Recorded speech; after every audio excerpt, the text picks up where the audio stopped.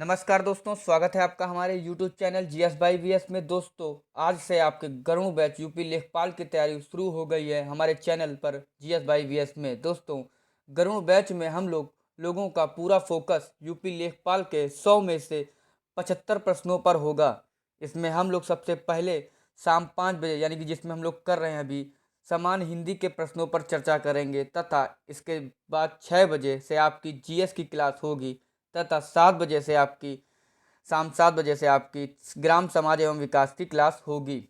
दोस्तों, लेखपाल की तैयारी अब हमारी जिम्मेदारी। लोगों, आपको स्लोगन जो आपको हम लोग बोल रहे हैं, ये हम लोगों को करना है पूरा का पूरा। चलिए शुरू करते हैं आज का समान हिंदी क्लास फर्स्ट के बारे में। तो दोस्तों, सबसे पहले देखिए समान हिंदी। दोस्तों, इन्हीं टॉपिक से आपके 25 नंबर बनेंगे। सबसे पहले रस तथा अलंकार, समास, तीसरा पर्यायवाची शब्द, चौथा विलोम शब्द, पांचवा तत्सम एवं तद्भव शब्द, छठा संधियां, सातवां वाक्यांश के लिए एक शब्द, आठवां लोकोक्तियां, नौवां मुहावरे, 10वां वाक्य संशोधन यानी जैसे लिंग, वचन, कारक, काल एवं वर्तनी शुद्धि, और 11वां आपका अनेकार्थी शब्द, और 12वां आपका अपठित गद्यांश। इन्हीं से आपके परीक्षा में प्रश्न बनेंगे। दोस्तों, एक किसी ने सही कहा है कि तुम जहां हो वहीं से शुरू करो। जो तुम्हारे पास है उसका उपयोग करो और जो तुम कर सकते हो उसको जरूर करो। इन्हीं लाइनों के साथ हम लोग शुरू करते हैं आज का पहला प्रश्न। पहला प्रश्न, खल का पर्यायवाची शब्द बताइए। तो दोस्तों, खल का पर्यायवाची हो जाएगा आपका अधम, यानी ऑप्शन सी इसका सही उत्तर हो जाएगा। और दोस्तों, खल के अन्य पर्यायवाची हो जाएंगे आपके नीच, दुष्ट, दुर्जन तथा पाजी। ये इसके अन्य पर्यायवाची हो जाएंगे। और दोस्तों, चर्म का पर्यायवाची हो जाएगा खाल, चमड़ा, चमड़ी तथा खूंखार के पर्यायवाची हो जाएंगे घातक, जानलेवा और प्राणघातक। और हिंसक के पर्यायवाची हो जाएंगे खूनी, हत्यारा तथा कातिल। ये हिंसक के पर्यायवाची हो जाएंगे। नेक्स्ट, दूसरा प्रश्न, अनुज की किताब मेज पर है, इस वाक्य में रेखांकित शब्द में कौन सा कारक है। तो दोस्तों, इसमें अनुज की किताब मेज पर है, इस वाक्य में रेखांकित शब्द यानी जैसे की का, इसमें हो जाएगा संबंध कारक, यानी अनुज की का रेखांकित शब्द जो की है इसमें संबंध कारक होगा। नेक्स्ट, तीसरा प्रश्न, डिब्बा शब्द का स्त्रीलिंग शब्द क्या होगा। तो दोस्तों, डिब्बा शब्द का स्त्रीलिंग शब्द होगा आपका ऑप्शन डी, डिबिया, यानी स्त्रीलिंग हो जाएगा डिबिया। और लिंग का शाब्दिक अर्थ होता है दोस्तों प्रतीक या चिन्ह अथवा निशान होता है। और दोस्तों, लिंग दो प्रकार के होते हैं, स्त्रीलिंग जो स्त्री जाति का बोध कराता है और पुल्लिंग जो पुरुष जाति का बोध कराता है। और दोस्तों, एक वचन आपका हो जाएगा जैसे संज्ञा के जिस रूप से एक वस्तु, प्राणी या पदार्थ आदि का पता चलता है, जैसे लड़का, गाय, बेटी आदि, ये एक हो गया। और बहुवचन में हो जाएगा आपका संज्ञा के जिस रूप से एक से अधिक वस्तु, प्राणी या पदार्थ आदि का पता चलता है, वह आपका बहुवचन कहलाता है, जैसे लड़के, गायें, बेटियां आदि। नेक्स्ट, चौथा प्रश्न, निम्नलिखित लोकोक्तियों मुहावरों के सही अर्थ चुनकर लिखिए। आपको बताना है कि सांच को आंच नहीं, इसमें आपको लोकोक्तिया मुहावरा बताना है कि अर्थ इसमें से कौन सही है। सांच को आंच नहीं। तो दोस्तों, इसका सही उत्तर हो जाएगा सच्चे आदमी को खतरा नहीं, यानी सांच को आंच नहीं। कहते नहीं है कभी भी सांच को आंच नहीं होती, इसलिए झूठ नहीं बोलना चाहिए, ये वाक्य बनेगा इसका। नेक्स्ट, पांचवा प्रश्न, निम्नलिखित लोकोक्तियों मुहावरों के सही अर्थ चुनकर लिखिए। जोड़ तोड़ करना। दोस्तों, आपके यूपी लेखपाल में 3 से 4 नंबर कम से कम लोकोक्ति और मुहावरों से बनेंगे और पर्यायवाची से कम 2 से 3 नंबर बनेंगे। तो जोड़ तोड़ करना, इसको बताना है आपको। तो इसका सही उत्तर हो जाएगा जोड़ तोड़ करना, यानी उपाय करना। ऑप्शन बी इसका सही उत्तर हो जाएगा। कहते नहीं, वाक्य बनेगा बेटे को नौकरी दिलाने के लिए वह जोड़ तोड़ करता रहता है। मतलब सुरेश ने अपने बेटे को नौकरी दिलाने के लिए बहुत से जोड़ तोड़ कर रहे हैं। और आपका ये हो जाएगा चापलूसी करने का अर्थ का हो जाएगा, मुहावरा बनेगा जूते चाटना, जूते चाटने का बन जाएगा। और दुखी होना, इसका मुहावरा हो जाएगा जी भर आना। और हार मनवाना यानी टांग तले से निकालना। नेक्स्ट छठा प्रश्न, कथा का बहुवचन शब्द क्या है? तो दोस्तों कथा का बहुवचन शब्द हो जाएगा कथाएं, यानी ऑप्शन बी इसका सही उत्तर हो जाएगा। यानी जैसे बताया था अभी मैंने आपको, कथा के जैसे दोस्तों पर्यायवाची शब्द जितने में अलग से बताऊं उसको जरूर सुनिएगा सही से। कथा का पर्यायवाची शब्द हो जाएगा गाथा, दास्तान, किस्सा या फिर कहानी, ये इसके पर्यायवाची शब्द हो जाएंगे। और दोस्तों एक वचन और बहुवचन पूछा, तो एक वचन दोस्तों हो जाएगा शब्द के जिस रूप से उसके एक होने का बोध हो उसे एक वचन कहते हैं, यानी जैसे स्त्री, रुपया आदि, ये एक वचन हो जाएगा। और बहुवचन हो जाएंगे शब्द के जिस रूप से उसके एक से अधिक होने का बोध हो वह बहुवचन कहलाता है, जैसे स्त्रियां, रुपए आदि। नेक्स्ट सातवां प्रश्न, निम्नलिखित में से किस वाक्य में भूतकाल है? आपको बताना है कि किस वाक्य में भूतकाल है। दोस्तों इसको इंग्लिश में बोलेंगे पास्ट। तो दोस्तों इसका सही उत्तर हो जाएगा आपका ऑप्शन ए, यदि वह जाता तो मैं भी जाता, यह भूतकाल में आ जाएगा, यानी पास्ट में आ जाएगा। यदि वह जाता तो मैं भी जाता। और यह वाक्य दोस्तों हो जाएगा हेतु हेतु हेतु मद भूतकाल का उदाहरण है। और इसमें दोस्तों क्रिया के जिस रूप से ये पता चले कि कार्य हो सकता था लेकिन दूसरे कार्य की वजह से नहीं हुआ उसे हेतु हेतु मद भूतकाल कहते हैं। और दोस्तों जिस क्रिया के कार्य के समाप्त होने का पता चले उसे भूतकाल कहते हैं। इसकी पहचान करना हो दोस्तों तो हो जाएगा अंत में दोस्तों था आ जाए, थे आ जाए या फिर थी आ जाए, तो यह आपका आदि हो तो समझ जाइए कि यह भूतकाल है। और दोस्तों भूतकाल के प्रकार याद कर लिए दोस्तों, भूतकाल के 6 प्रकार होते हैं। सामान्य भूतकाल, आसन्न भूतकाल, पूर्ण भूतकाल, अपूर्ण भूतकाल और संदिग्ध भूतकाल, हेतु हेतु मद भूतकाल। दोस्तों परीक्षा में आपसे पूछ सकता है कि भूतकाल के कितने प्रकार हैं, तो दोस्तों 6 प्रकार हैं। और दोस्तों जैसे इसमें लिखा है कि वह बाजार जाता है, तो ये हो जाएगा वर्तमान काल में आएगा। और सीमा बाजार गई है हो, तो ये भी वर्तमान काल में आएगा। और मैं पुस्तक पढ़ूंगा, ये आपका भविष्य काल में यानी फ्यूचर में आ जाएगा। नेक्स्ट आठवां प्रश्न, निम्नलिखित वाक्य में मोटे छपे शब्द की शुद्ध वर्तनी कौन सी है? आपको बताना है कि इसमें से छपे शब्द में शुद्ध वर्तनी बताना है। शुद्ध वर्तनी से भी दोस्तों 1 से 2 नंबर परीक्षा में यूपी लेखपाल में जरूर से जरूर आएगा। तो उसमें तो दोस्तों ये हो जाएगा परशुराम की क्रोधनी ने क्षत्रियों को जला दिया। तो दोस्तों इसमें ये है हो जाएगा ये चीज, तो परशुराम की क्रोधनी ने क्षत्रियों को जला दिया। ये शुद्ध वर्तनियों को बताना है कि इनमें से शुद्ध कौन सा है क्रोधग्नि में। दोस्तों इसका सही उत्तर हो जाएगा ऑप्शन सी, क्रोधाग्नि। ये इसका सही हो जाएगा, परशुराम की क्रोधाग्नि ने क्षत्रियों को जला दिया, यानी ऑप्शन सी इसका सही उत्तर हो जाएगा। और दोस्तों क्रोधाग्नि जो कि एक स्त्रीलिंग शब्द है, इसका अर्थ है क्रोध की अग्नि। क्रोधाग्नि का अर्थ हो जाएगा क्रोध की अग्नि, और यह तत्पुरुष समास का उदाहरण है। नेक्स्ट 9वां प्रश्न, मूर्छित शब्द का विलोम शब्द छांटिए। आपको मूर्छित शब्द का विलोम शब्द छांटना है। और दोस्तों यूपी लेखपाल में 2 नंबर आपके विलोम शब्द से पक्के हैं। जितना भी दोस्तों मैं बता रहा हूँ वो पक्का पक्का परीक्षा में जरूर से जरूर आएगा। आपके पास समय बहुत कम बचा है जितने यूपी लेखपाल की तैयारी के लिए, तो जितना हो सके उतनी तैयारी करें। और दोस्तों निराशा मत पाइएगा अपने के मुझसे नहीं हो पाएगा। और जिसके भी 65% से 70-70% से ऊपर बन रहे हों वो यूपी लेखपाल की तैयारी शुरू कर दें ज़्यादा से ज़्यादा। और अपने दोस्तों को भी जिनके नंबर आए हों, ये दोस्तों इसकी गणित बहुत ऊपर था गया, आप समझ नहीं पा रहे हैं। अभी लोगों को लग रहा होगा कि 90% वाले हो का ही होगा, नहीं, ये 70+ वालों का भी हो सकता है। परीक्षाओं में ये संकेत मिल रहे हैं, तो इसके तैयारी आपको जारी रखनी चाहिए। तो मूर्छित शब्द का विलोम शब्द छांटिए। इसका सही उत्तर हो जाएगा सचेत, यानी ऑप्शन बी इसका सही उत्तर हो जाएगा। और मूर्छित के अन्य पर्यायवाची याद कर लीजिए दोस्तों, बेहोश, बेसुध, अचेत, संज्ञा शून्य, जड़ीभूत, ये इसके पर्यायवाची हो जाएंगे।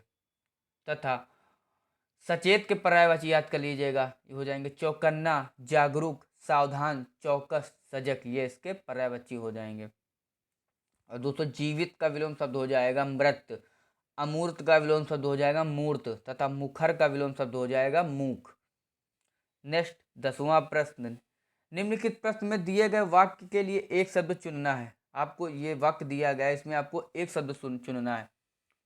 तो किसी के साथ संबंध न रखने वाला, उसे क्या बोलेंगे हम लोग?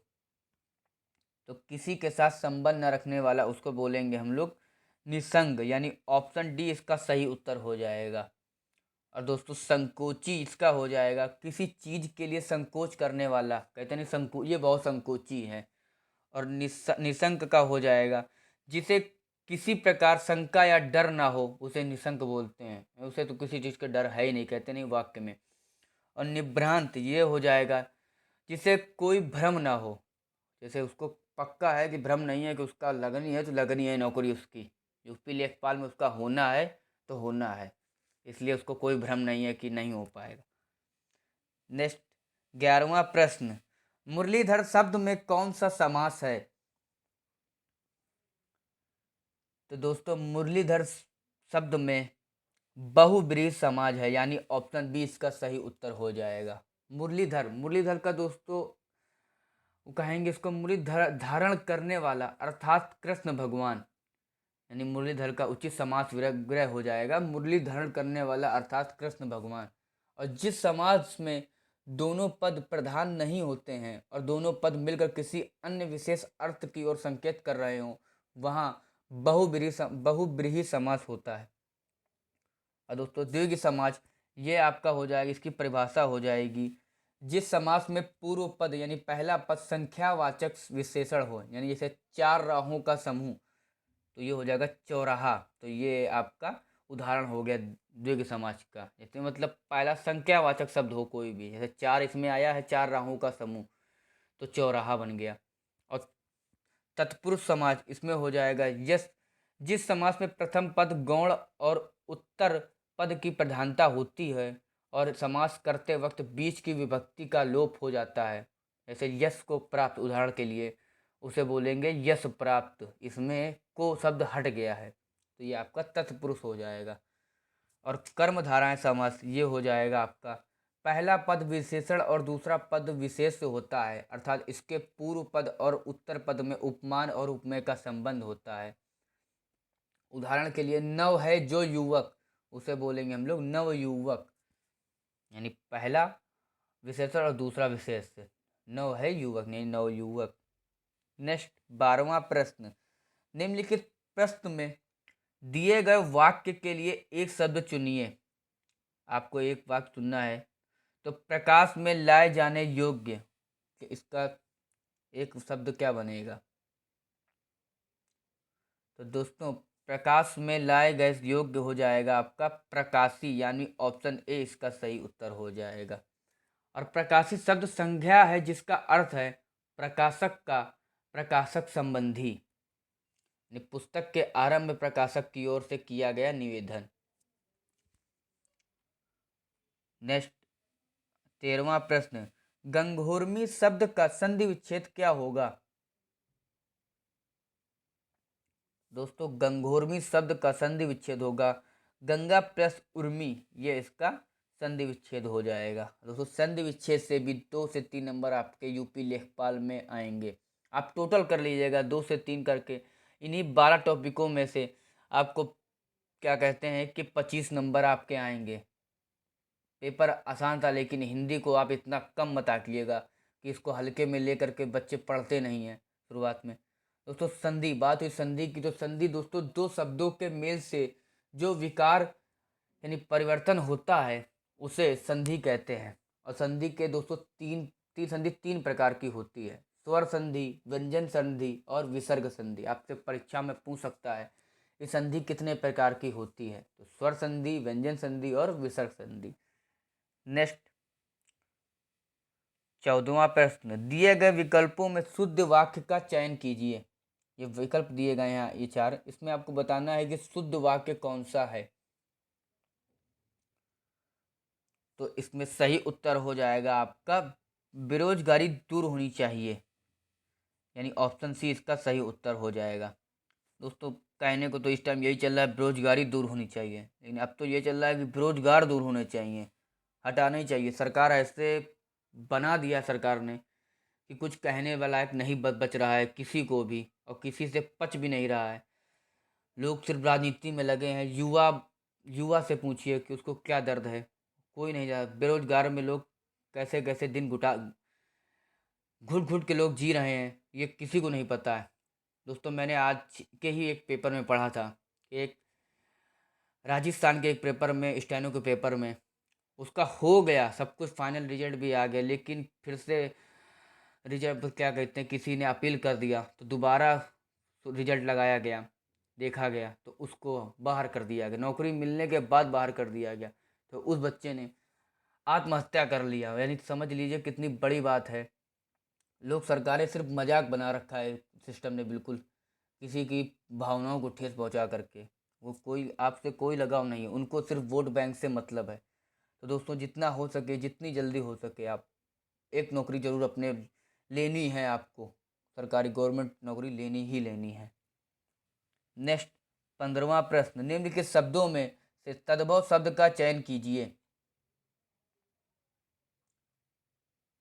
तो दोस्तों इसमें तद्भव शब्द हो जाएगा, यानी ऑप्शन सी इसका सही उत्तर हो जाएगा, पत्ता। पत्ता जो कि तद्भव शब्द है। अब उसको तद्भव शब्द यानी जो संस्कृत से हिंदी में आने पर जिन शब्दों का रूप बदल दिया गया हो उसे तद्भव कहलाते हैं दोस्तों। ऐसे क्या कहते हैं कि संस्कृत से हिंदी में आने पर जिन शब्दों का रूप बदल गया हो उसे तद्भव कहलाते हैं। तो दोस्तों इसमें हो जाएगा दिए गए शब्दों में तद्भव शब्द पत्ता, अन्य सभी शब्द तत्सम है, और पत्ता का तत्सम शब्द हो जाएगा पत्र। तो दोस्तों इसीलिए हार नहीं माननी है, निराशा की ओर नहीं जाना है। ये सोच मैं आपसे बार बार कहता रहूँगा कि आपको हार नहीं माननी है। कोई कुछ भी कहे, कोई आपके घर की तो पैसा नहीं दे, सिर्फ शब्द ही बोल सकता है, कोई आपका घर नहीं चला सकता। कि आपको पैसा दे दे तो मान भी जाऊं किसी के लिए, किसी की बातों को इतना अनसुना कर दीजिए। नेक्स्ट 16वां प्रश्न, निम्नलिखित विकल्पों में तत्सम शब्द का चयन कीजिए। अब दोस्तों इसमें आपको तत्सम शब्द बताना है कि तत्सम शब्द कौन सा है। तो इसमें तत्सम शब्द हो जाएगा ऑप्शन ए कपाट, इसका सही उत्तर हो जाएगा। कपाट जो कि एक तत्सम शब्द है, जिसका तद्भव शब्द हो जाएगा किवाड़। इसका तद्भव शब्द हो जाएगा किवाड़। अब तत्सम शब्द जो ऐसे शब्द जो संस्कृत से ज्यों के त्यों लिए गए हों उन्हें तत्सम शब्द कहते हैं। जैसे उदाहरण के लिए ले लीजिए कूप, उष्ट, पंचम आदि, ये संस्कृत से ज्यों के त्यों लिए गए हैं। तथा तद्भव शब्द आपको हो जाएंगे संस्कृत से हिंदी में आने पर जिन शब्दों का रूप बदल दिया गया, यानी संस्कृत से जो हिंदी में आने पर उनका रूप बदल दिया गया वह तद्भव कहलाते हैं। जैसे कि आग, काम, पाँच आदि, ये सब तद्भव शब्द हो जाएंगे। नेक्स्ट 17वां प्रश्न, मैं सत्य कहता हूँ सखे। इसमें आपको बताना है, देखिए मैं सत्य कहता हूँ सखे, सुकुमार मत जानो मुझे, यमराज से भी युद्ध में प्रस्तुत सदा मानो मुझे, और है और की तो बात क्या गर्व में करता नहीं, मामा तथा निज तात से भी समर में डरता नहीं। आपको बताना है इसमें कौन उपयुक्त काव्य पंक्ति में कौन सा रस है। तो उपयुक्त काव्य रस में आपको बताना है कि मैं सत्य कहता हूँ सके, सुकुमार मत जानो मुझे, यमराज से भी युद्ध में प्रस्तुत सदा मानो मुझे, है और की तो क्या बात क्या गर्व में करता नहीं, मामा तथा निज तात से भी समर में डरता नहीं। तो दोस्तों इसमें उपयुक्त का पंक्ति में रस बता है आपका वीर रस, यानी ऑप्शन बी इसका सही उत्तर हो जाएगा। कि मतलब गर्व में करता नहीं, मामंत छ निज ताश्रय भी, मैं समर में डरता नहीं। तो इसमें वीर रस हो जाएगा, वीर रस हो जाएगा। और दोस्तों इसमें आगे आपके बहुत से ऐसे और भी हैं, क्या कहते हैं कि रस दोस्तों 9 प्रकार के हैं टोटल। उसके अलावा भी 2 हैं, जैसे कि श्रृंगार रस हो जाएगा। 9 रस में आपको हो जाएंगे श्रृंगार रस, इसका स्थायी भाव हो जाएगा रति। आपसे परीक्षाओं में ये पूछ सकता है कि श्रृंगार रस का स्थायी भाव क्या होगा, तो इसका स्थायी भाव रति होगा। और हास्य रस का स्थायी भाव हो जाएगा हास, तथा करुण रस का स्थायी भाव जो कि शोक होता है, और रौद्र रस का स्थायी भाव जो कि क्रोध होता है।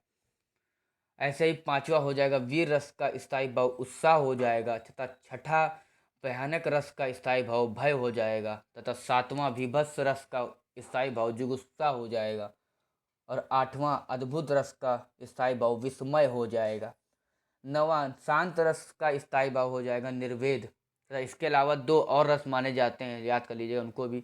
वात्सल्य का स्थायी भाव हो जाएगा स्नेह, तथा भक्ति का स्थायी भाव हो जाएगा वैराग्य।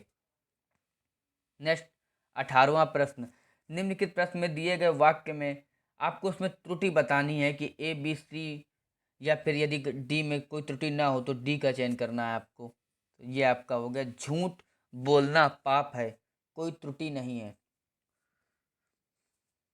दोस्तों इसमें इसका सही उत्तर हो जाएगा ऑप्शन डी, कोई त्रुटि नहीं है। झूठ बोलना पाप है, इसमें कोई त्रुटि नहीं है।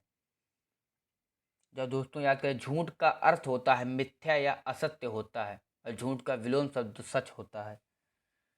दोस्तों एक साथ में मैं 2 से 3 चीज़ों को कवर करूंगा, विलोम शब्द भी बता दूंगा, पर्यायवाची शब्द भी बता दूंगा एक साथ में।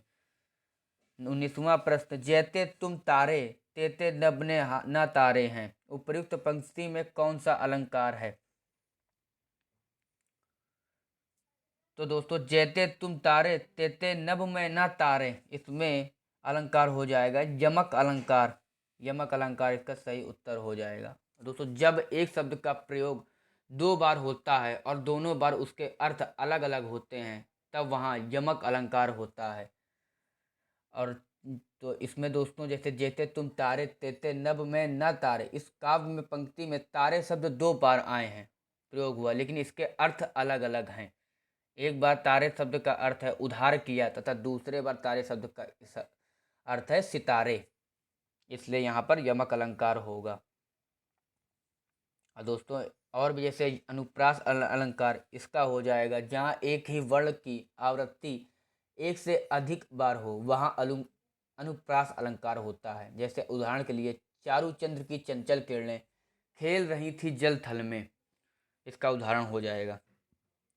और उपमा अलंकार का परिभाषा हो जाएगी, जहाँ एक वस्तु या प्राणी की तुलना किसी दूसरी वस्तु या प्राणी से की जाए, वहाँ उपमा अलंकार होता है। जैसे उदाहरण के लिए, सागर सा गंभीर हृदय हो, गिरि सा ऊंचा हो जिसका मन, यहाँ पे ये उदाहरण उपमा अलंकार का हो जाएगा। और उत्प्रेक्षा अलंकार का हो जाएगा, जहाँ समानता के कारण उपमेय में संभावना या कल्पना की जाए, वहाँ उत्प्रेक्षा अलंकार होता है। जैसे सोहत उदाहरण ले लीजिए इसका, सोहत ओढ़े पीत पट श्याम सलोने गात, मनहु नीलमग्नि शैल पर आतप पर प्रभात, इसका उदाहरण हो जाएगा।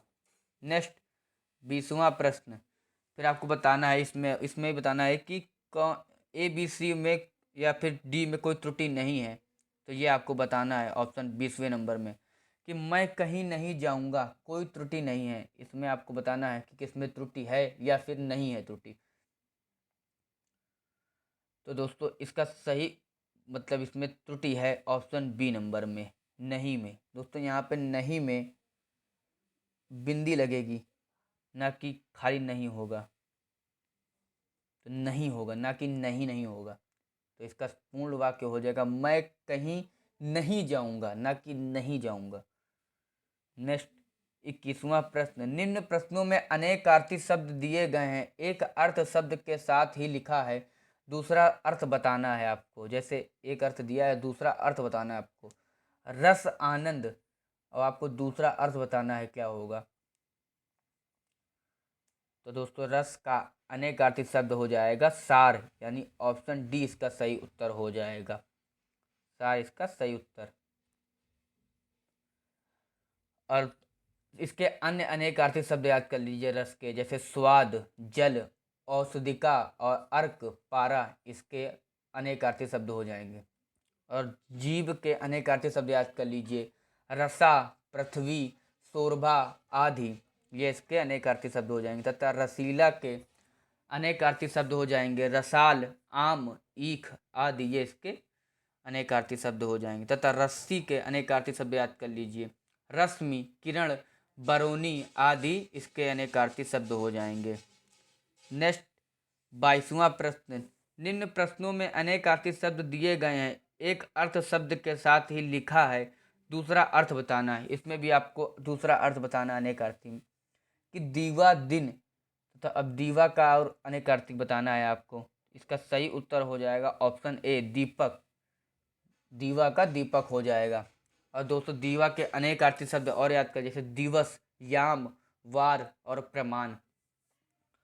दक्ष के दोस्तों अनेक अर्थी शब्द याद कर लीजिए, कुशल, ब्रह्मा के पुत्र का नाम, ये इसका हो जाएगा। तथा द्रव्य का अनेक अर्थी शब्द हो जाएंगे, धन, वस्तु।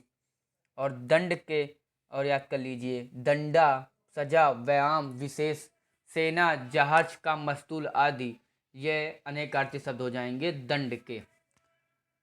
नेक्स्ट 23वां प्रश्न, निम्नलिखित प्रश्नों के वाक्य में आय रिक्त स्थानों की पूर्ति करना है। दोस्तों परीक्षा में 2 नंबर इनसे भी आएंगे आपके। उसका चेहरा क्रोध से ... रहा था, तो इसका सही उत्तर हो जाएगा, उसका चेहरा क्रोध से तमतमा रहा था, यानी ऑप्शन डी इसका सही उत्तर हो जाएगा। क्रोध के कारण लाल हुए चेहरे के लिए एक शब्द बनता है दोस्तों, तमतमाना, तमतमा होता है, यानी अन्य शब्द हो जाएंगे। और उसके लजाना, शर्माना के लिए प्रयुक्त होता है ऐसे शब्द और भी। नेक्स्ट 24वां प्रश्न, इसमें भी आपको रेगिस्तान बताना है कि देश में भ्रष्टाचार घोर चिंता का विषय है।